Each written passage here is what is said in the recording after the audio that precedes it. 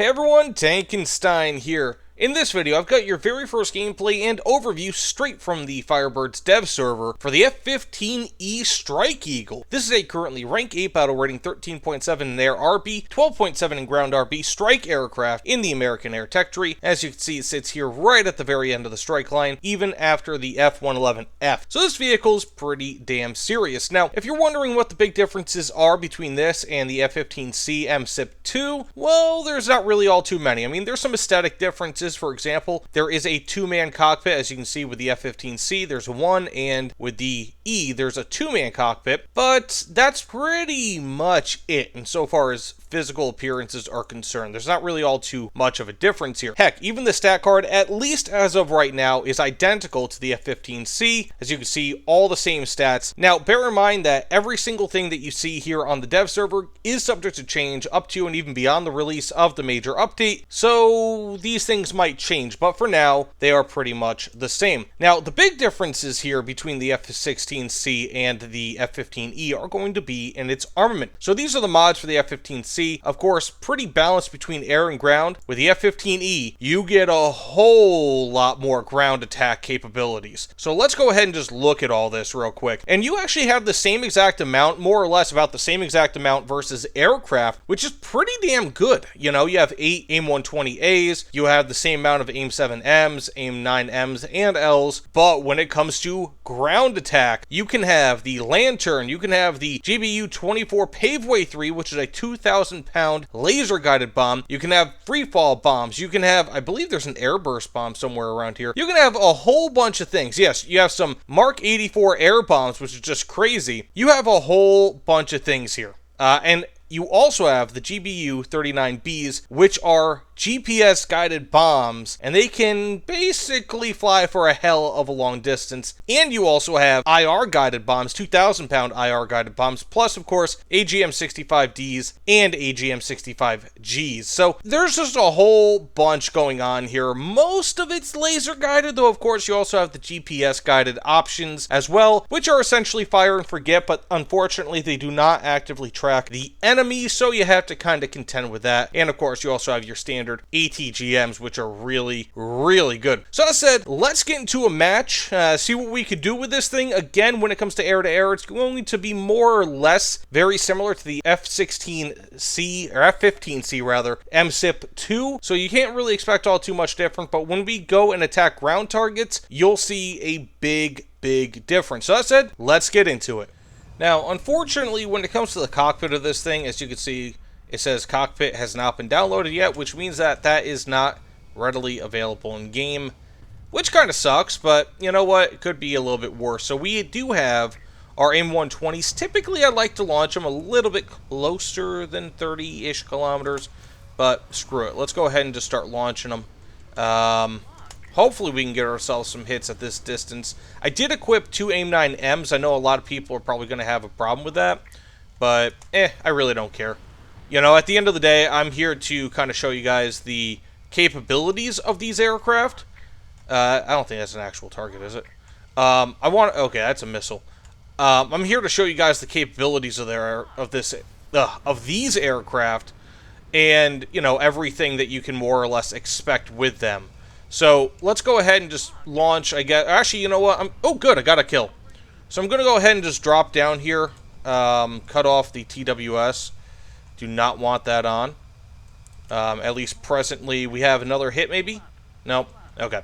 Not too big of a deal, but we do have an enemy here, it looks like. So I'm going to go ahead and launch whenever I can. Hopefully I can get myself a nice lock. But not too bad. I mean, really, when it comes to so many of these vehicles, like, you really can't expect, like, so much, right? Like, these are not brand new weapons. These are weapons that we've had in War Thunder for quite some time. And so, while it would be really cool... Oh, good, we have helmet-mounted display. I forgot about that. I'm going to die here, but maybe we can get ourselves another kill. Come on. Okay, I'm going to launch, but we have ourselves 2 kills. Not too bad. Let's get into one more real quick match versus air. I mean, at the end of the day, this is probably what you can expect with a lot of high BR aircraft. It's just, you know, get a few kills, maybe die, and that's pretty much it. Unfortunately, it's become very homogenous at top tier. I mean, otherwise, flight performance on this thing, it's not bad. It's pretty similar to, of course, the F-15C. I think this should be a bit heavier, which is, again, one of the reasons why I mentioned in the intro that this vehicle, I mean, every vehicle, everything that you see in the dev server, vehicle or otherwise, is subject to change. And so I kind of think that this might be a touch slower. I'm not entirely sure, though, because one would imagine that with all the additional weight that might go into, you know, basically making this into a better strike fighter, that it would weigh a touch more. Though I'm not sure about that. I'm not entirely sure, so let me know in the comments below. That said, I'm going to go ahead and dive down here, hopefully while maintaining lock for at least a few moments. If I'm within 18, then I'm going to guess that my missile is within, I don't know, 16. Not that that's necessarily going to be an end-all, be-all, but let's go ahead and just kind of duck down behind these mountains. Hopefully I can get myself a save. But I do think that that F-16 is somewhere behind me. Okay, we have an enemy here. That's not him, but this is. Go ahead and lock on him. And also lock on him. Very nice. Hopefully that doesn't screw it up too much. I might... Nope, I'm not going to have... Okay, I have one kill. And hopefully another. Aim 9M time. Can we get it? Can we get it? Don't really want to waste it. Yes, and we have ourselves a second kill. Very nice. That's what I'm looking for. So yeah, I mean, when it comes to air-to-air, it's not bad by any means, as one could imagine. Again, this is pretty much similar, or very, very similar, dare I say, identical to how the F-15C is going to function in terms of air-to-air. So it's not like this guy's already flaring off. Maybe he's using a premium. Doesn't really... I don't know. Anyways, so this will be pretty similar to an F-16C. So he's going to go behind those mountains, I suspect, but I'll fire anyways. And then right after this match, we can go ahead and just check out the whatchamacallits that I have planned. Specifically in... okay, he's flying away, I think. Specifically in test drive, because unfortunately, I can't... okay, we have an enemy over here. Okay, there he is. Unfortunately, I'm not able to, you know what, just because I'm going to die here, I really don't care. I'm going to go ahead and... Got the kill! Oh my goodness, I didn't die!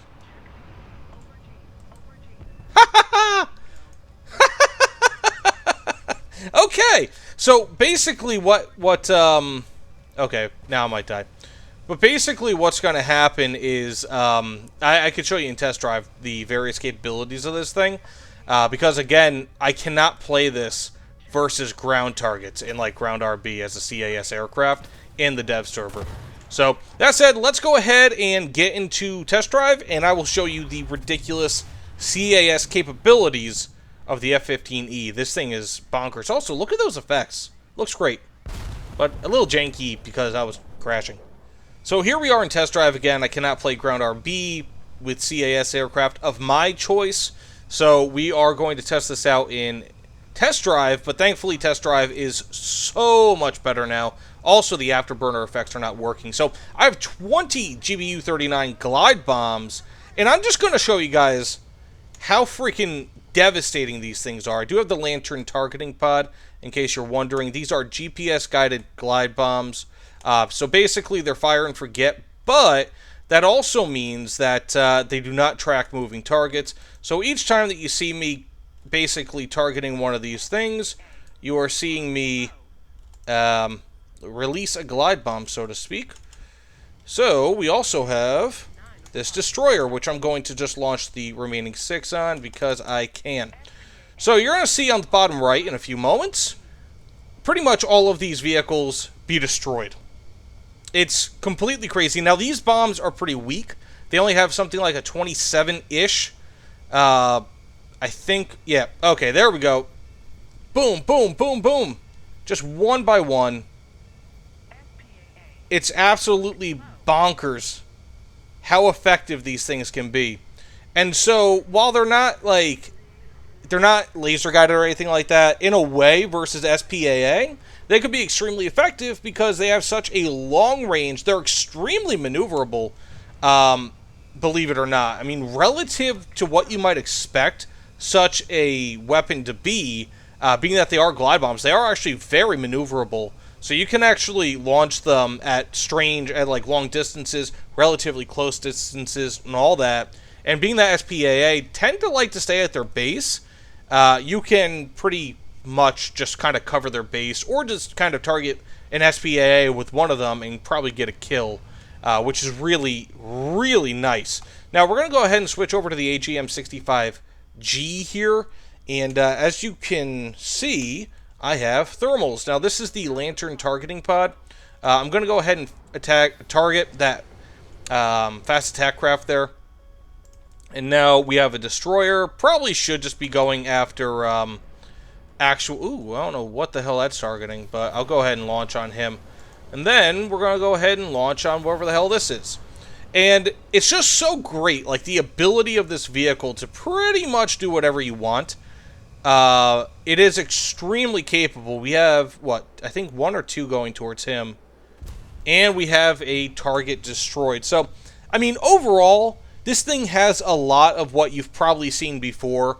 Again, namely in, like, the AGM-65Ds and Gs. Those are pretty standard, weapons at high tier for the Americans. But this also has, of course, laser-guided bombs, so on and so forth. But the things that this does have, primarily those GBU-39s, they have an extremely low amount of explosive filler. So you're not going to get a multi-kill with just one of them, but you can saturate an area with them. And especially if you're seeing somebody who might be camping, let's say if you're like, I don't know, 6,000 meters up like I am, and you just see somebody camping however far off with that lantern targeting pod, which I strongly recommend that you get when using them, it becomes a non-issue. You can pretty much annihilate any of them. And these things, again, they are relatively fast. I mean, like, surprisingly fast. I'm going to go ahead and just target that real quick.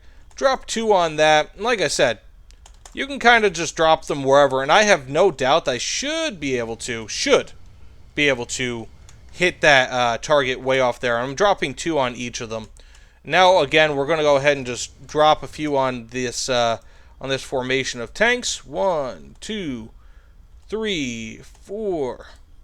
I'm going to stop counting here, but ultimately, again, this is just an extremely effective thing. And once we're done kind of wiping out this formation of vehicles here, or at least getting close to it, because, again, you do have to be pretty precise, especially with that really small or, like, weak amount of high explosive filler.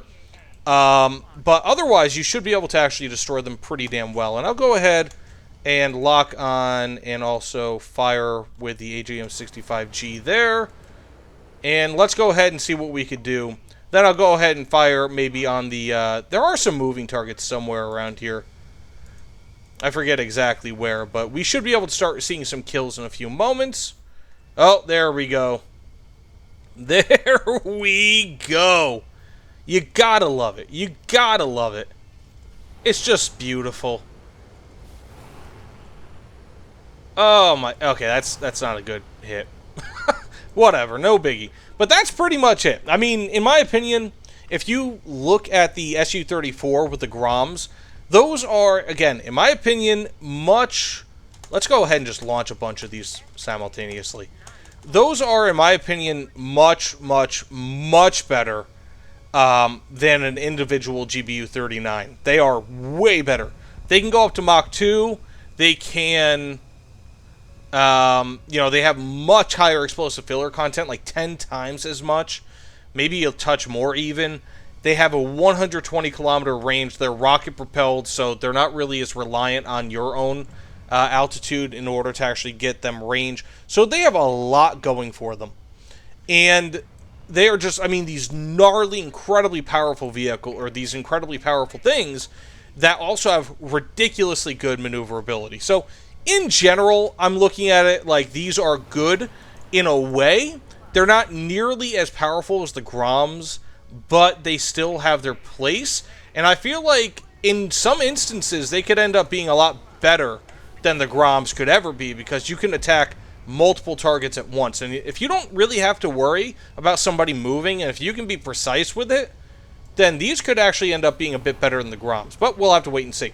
But that being said, that about ends this video. So let me know what you guys think about the F-15E Strike Eagle in the comments below. I'm pretty interested to see your opinions.